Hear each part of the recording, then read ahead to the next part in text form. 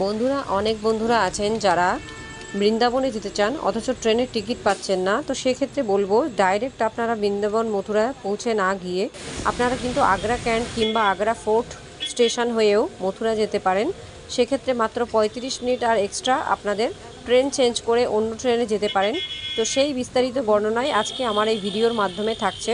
তো আমি রওনা দিয়ে দিয়েছি, এখন হাওড়া ব্রিজে রয়েছি।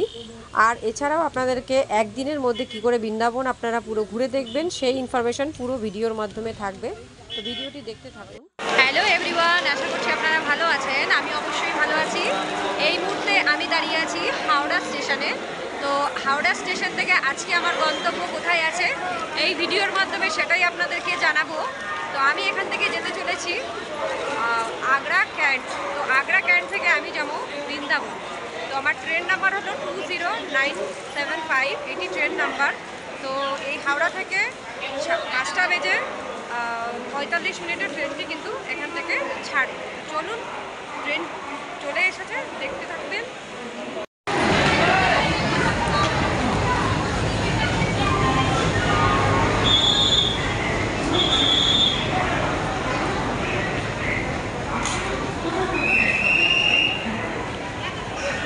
তো বন্ধুরা চলে এসেছে আমাদের ট্রেন।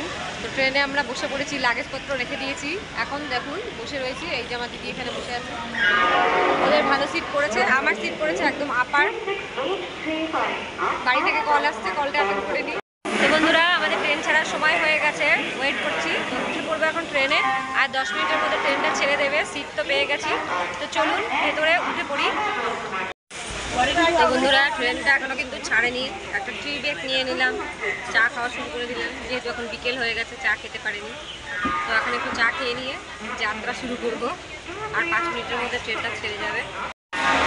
হাওড়া স্টেশন থেকে ট্রেনটি এখন আমাদের ছেড়ে দিয়েছে 5টা বেজে 45 মিনিট ডট। তো এখান থেকে ট্রেনটি এখন ছাড়া হয়ে গেছে।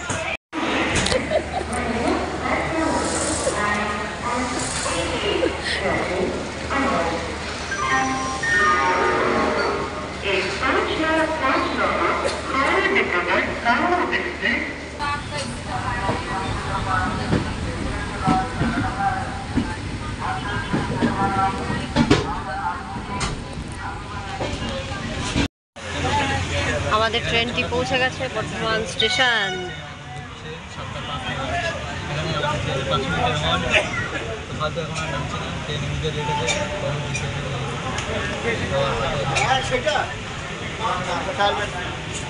Morning everyone. তো সকালবেলায় ঘুম থেকে উঠে দেখলাম প্রয়াগরাজ ছবি জংশন। তো ওখানে নেমেছি আমরা, একটু এখানে নেমে একটু ঘোরাঘুরি করে নিলাম। তারপরে আবার উঠছি, এখানে 5 মিনিটের হল্ট আছে, তারপরে আবার এখান থেকে ট্রেনটা ছেড়ে যাবে। তো মোটামুটি ট্রেন কিন্তু আপাতত এখনও পর্যন্ত, কালকে 5:30টার সময় 5:45-এ ছেড়েছে, তখন থেকে এখনও পর্যন্ত ট্রেনটা লেট আছে মাত্র 10 মিনিট। তো জানি না কতক্ষণে পৌঁছবে, বাট ওভারঅল তো ভালো চলছে ট্রেনটি। তো দেখতে থাকুন ভিডিও, সঙ্গে থাকুন, পুরো ইনফরমেশন জানতে পারবেন আপনারা। সকালবেলা একটু টি ব্রেক নিয়ে নিচ্ছি আমরা, চা আর বিস্কিট খেয়ে। প্রয়াগরাজ স্টেশন সামনে, কি মজা। বৃষ্টি পড়া শুরু হয়ে গেছে, দেখুন বৃষ্টি পড়ছে, আর এদিকে আমরা চা খাচ্ছি। Good morning everyone. সকালবেলা চায় চুমুক দিয়ে সকালটা শুরু হলো প্রয়াগরাজ স্টেশন থেকে। চাটাও পুরো জমে গেল, এলাইচি দিয়ে বানিয়েছে, সুন্দর লাগছে খেতে।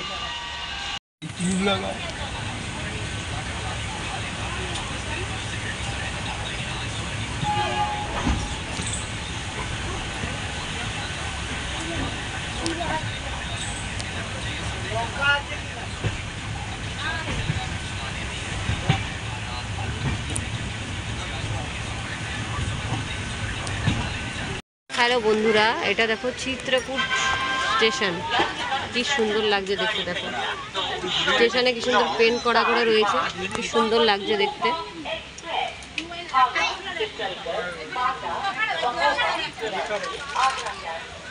কি সুন্দর লাগছে দেখো। এখানে আবার 5 মিনিটের হল্ট, তারপর আবার এখান থেকে ছেড়ে যাবে ট্রেনটা।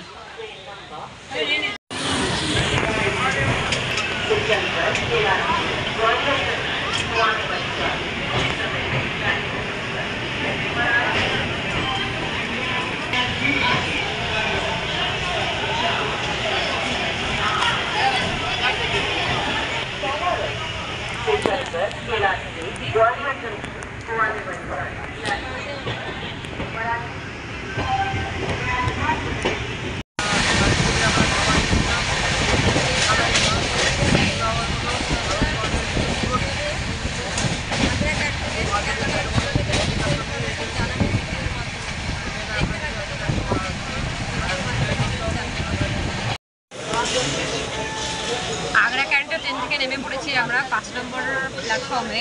এবার 4 নম্বর প্ল্যাটফর্মে কি ট্রেন দাঁড়িয়েছিল, এটি যাবে হচ্ছে মথুরা। তো আগ্রা ক্যান্ট থেকে এটা যাবে হুশিয়ারপুর বলে একটি জায়গাতে। তো আমরা সেখান থেকে ট্রেনে উঠে পড়েছি, আর এখান থেকে আমরা তারপরে বৃন্দাবনে নেমে যাব। তো প্রায় পাশাপাশিই ছিল, সেই ক্ষেত্রে আমাদের খুব সুবিধা হয়েছে। যদি কেউ এইভাবে আসেন আগ্রা ক্যান্ট হয়ে, তাহলে কিন্তু কোনো অসুবিধা হবে না, এখান থেকে অনেক ট্রেন পেয়ে যাবেন, সেক্ষেত্রে এখান থেকে যেতে পারেন। তো বন্ধুরা, একদম 8টা কালকে 5:45টায় ট্রেনে উঠেছিলাম, সরি 5:45টায় ট্রেনে উঠেছিলাম, আজকে 8টায় মথুরা পৌঁছে গেলাম। কৃষ্ণের নগরী, কৃষ্ণের জন্মস্থান। এর থেকে আনন্দ যে আর কি হয় আপনারা বুঝতে পারবেন না যদি না আসেন, সত্যি। তো ওভারঅল জার্নিটা মোটামুটি ঠিকই ছিল। তো আপনারা যারা ডাইরেক্ট মথুরা ট্রেন না পাবেন, আগ্রা হয়ে এইভাবে আসতে পারেন। বন্ধুরা, নেমে গেছি আমি মথুরা স্টেশনের বাইরে। তো এখন এখান থেকে অটো অনেক পাওয়া যায়, অটো এখান থেকে নিয়ে নিয়েছি। 50 টাকা করে পার হেড করে নিচ্ছে বৃন্দাবন যাওয়ার জন্য। তো আমরা এখন বৃন্দাবন যাচ্ছি। তো তোমরা সঙ্গে থাকো আর দেখতে থাকো পুরো ভিডিও। বন্ধুরা, সকাল সকাল কি বৃষ্টি আর জল দেখো আমার পেছনে। বৃন্দাবনে বাকি বিহারীর দর্শন করতে এসেছি। প্রচুর বৃষ্টি, প্রচুর বৃষ্টি। ভিড়ও দেখো কত, ভিড় দেখো কত। ওই সোজা সোজা যা।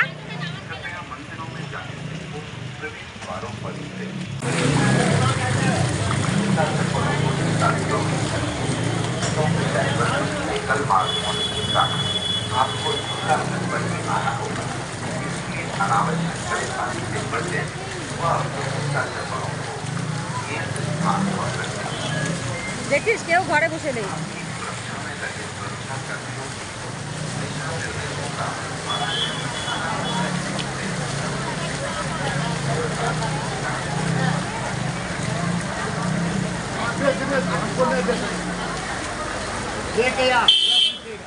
সামনে টাকা দিদি, যেখানে গাড্ডা থাকতে পারে, পরে দেখবি দোকানের দাঁড়ায় বেড়াও যা ঠাকুর কত দেখবি।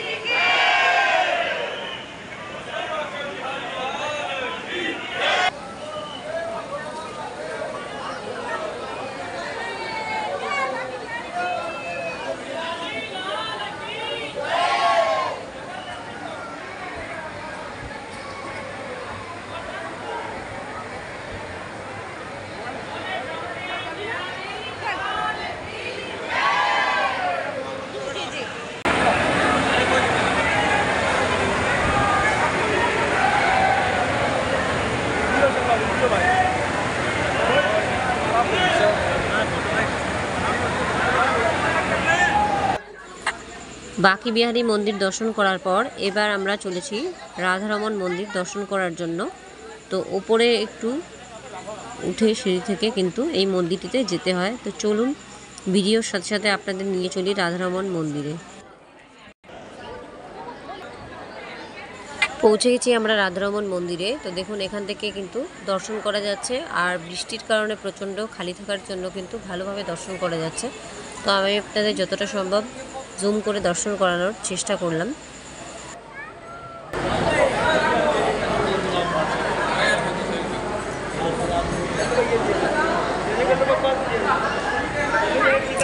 বন্ধুরা, আমরা রাধারমণ মন্দিরে এসেছি।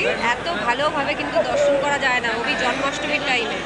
প্রচুর ফাঁকা রয়েছে কারণ অনেক প্রচণ্ড বৃষ্টি হচ্ছে। দেখুন পিছনে দেখা যাচ্ছে, দেখুন ওই যে আমাদের রাধারমণ ছিল। রাধারমণ মন্দির দর্শন করার পর এবার আমরা চলে গেলাম নিধিবনে, যেখানে স্বয়ং শ্রীকৃষ্ণ ও রাধারানী আজও রাসলীলা করেন রাত্রিবেলায় প্রতি রাত্রে। তো এই নিধিবন দর্শন করব, করে তারপরে আমরা আমাদের পরবর্তী আবার গন্তব্যে যাব। তো চলুন নিধিবন দর্শন করে নিন আপনারা।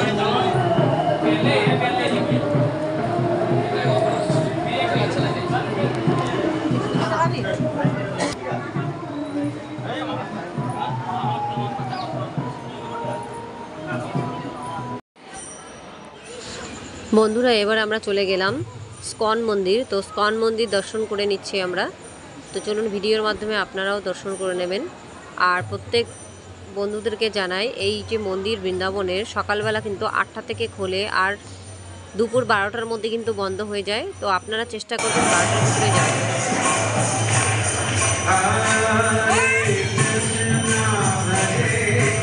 স্কন মন্দিরে আমাদের ঘোরা হয়ে গেল। এবার আমরা বাড়ির দিকে যাচ্ছি, মানে যেখানে রুম নিয়েছি, কারণ 12টা বেজে গেছে। 12টার পরে তো আর কোনো মন্দির ওপেন থাকে না। আবার বিকেলবেলায় আমরা প্রেম মন্দিরে যাব, প্রেম মন্দির দর্শন করার জন্য। তারপর যাব কালকে মথুরা। তো আজকের পর্যন্ত ভিডিওটি এখানেই শেষ করছি বন্ধুরা। তো বন্ধুরা, দুপুর 12টার পর মন্দির সব বন্ধ হয়ে যাওয়ার কারণে বিকেলবেলায় আমরা কিন্তু 4টের সময় চলে গেলাম চারধাম মন্দিরে। চারধাম মন্দির দর্শন করার পর তারপরে আমরা যাব প্রেম মন্দির দর্শন করতে। যেহেতু হাতে সময় কম নিয়ে যাওয়া হয়েছে, তো সে কারণে ভাব মন্দিরগুলো দর্শন করতে চাই। তো এটাই হলো চারধাম মন্দির। দেখুন, বড় একটি বৈষ্ণোদেবীর মূর্তি এখানে আছে। এছাড়া বড় একটা ভোলানাথের মূর্তি রয়েছে এখানে, 50 ফিট উচ্চতা। পুরো চারধাম মন্দিরটি যতটা সম্ভব ঘুরিয়ে আপনাদেরকে দেখানোর চেষ্টা করলাম।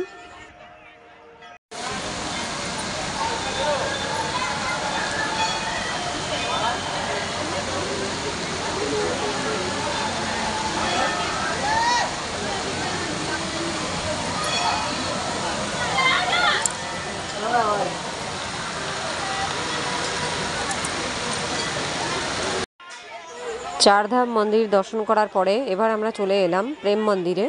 তো প্রেম মন্দির দর্শন করব বলে একটু দিনের বেলা এসছি। তো দিনের বেলা এবং রাত্রেবেলা দু টাইমে দেখার জন্য।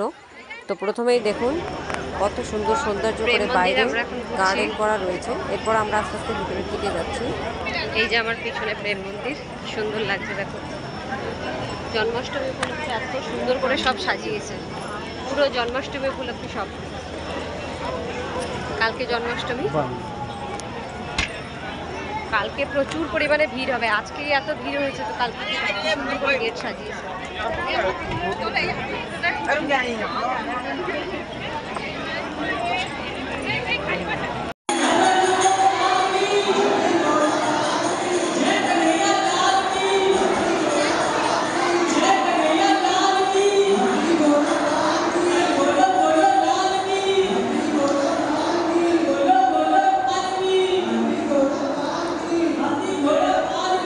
हाथी घोड़ा पालकी, हाथी घोड़ा पालकी, हाथी घोड़ा पालकी।